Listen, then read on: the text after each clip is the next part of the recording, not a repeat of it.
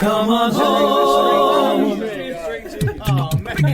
Cecelia. This is the Cecelia Report, and I'm Cecelia, and I initially had a different episode scripted, but you know what? That's not happening now. There's just a lot happening in the world right now. I'm stressed, you're stressed. If we get any more stress up in here, one of us is gonna get Cushing's disease. I figure that most people are with their families at this time, so people might want a list of things they can watch that the whole family will enjoy. Anyways, here goes, and I'm going to be ranking these from, I'm gonna start with my least favorites and work up to the favorites. Number 10 on my list is Adventure Time. Now, I stayed away from this show for many, many years because I was just really tripped out by the animation style. I just thought it was gross. However, my sister started watching it and I got dragged into watching a couple episodes and I didn't hate it. Also, we shall not forget that the legendary Rebecca Sugar did most of the music for this show, which is probably the reason why I liked it at all. You know those signs that they sell at like country crafty shops and flea markets, and they all say like, in this house we do, and then it'll say something else?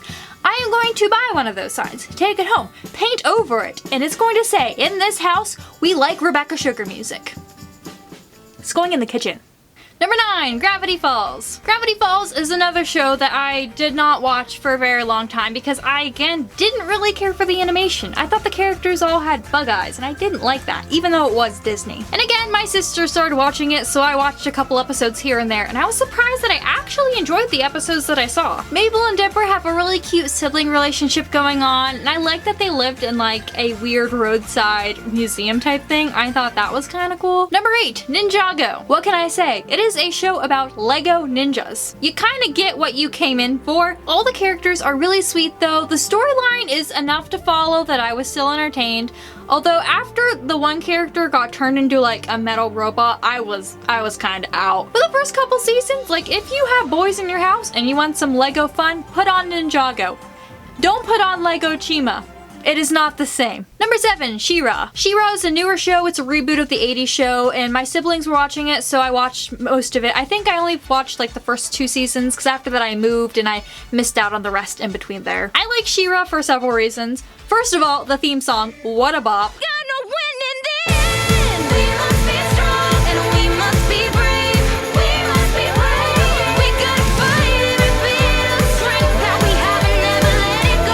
Number 6, Trollhunters. When Trollhunters came out, I was really excited to be able to watch it with my siblings because one of my favorite actors was the voice actor for one of the main characters. And that went on for a couple seasons, but the voice actor passed away. So I only recommend the first 2 seasons because I kind of stopped watching it after that. Because their actor died, they made some weird reboot something with aliens.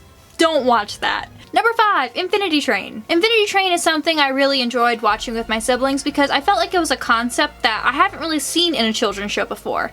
It's about this girl and she gets stuck on this train that goes on forever and all the cars move and it's like this really awesome technological craziness. So that held my attention very thoroughly. Also, there is a corgi who wears a funny hat. Number 4, Voltron. We like Voltron so much at my house that me and my sister cosplayed as them for a Comic-Con. I would describe the storyline as being Star Wars crossed with Star Trek, but also crossed with Lord of the Rings, if that makes sense. Number 3, Miraculous Ladybug. I don't know why I like the Miraculous Ladybug so much. At the surface level, the concept is kind of stupid. There is a girl superhero named Ladybug, and there is a boy superhero named Cat Noir, and Cat Noir likes Ladybug. But in the real world, Ladybug is a girl named Marinette, and Cat Noir is a boy named Adrian, and Marinette loves Adrian, and they don't know their secret identities, and it is basically a love triangle they're stuck in with themselves. Number 2, Over the Garden Wall. I'm not gonna lie, Over the Garden Wall is really weird, but I love it. You just kind of accept the fact that there's 2 little boys lost in the woods with a talking bluebird, and roll with it. Also, the show is very aesthetically pleasing. The color scheme is really good. The soundtrack for this show is really good. It is a perfect soundtrack to put on when you're baking fall cookies. That's what I think. Finally, number 1,